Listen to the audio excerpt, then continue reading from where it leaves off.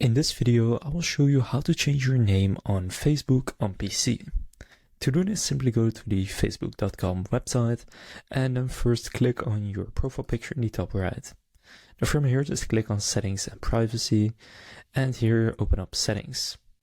Now then the easiest way to find this is to just click on the search bar and type in name. And when doing that, under search results, usually the first thing that will pop up is just something that says name. Go and click on that. And then from there, you'll be able to find this.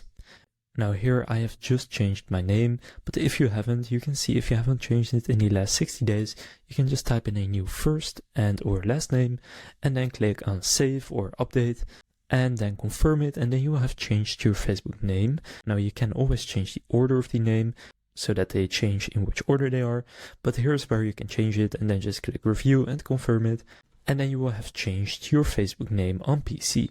If this video was helpful, please consider leaving a like and subscribing to my channel. With that being said, I'll see you in the next video.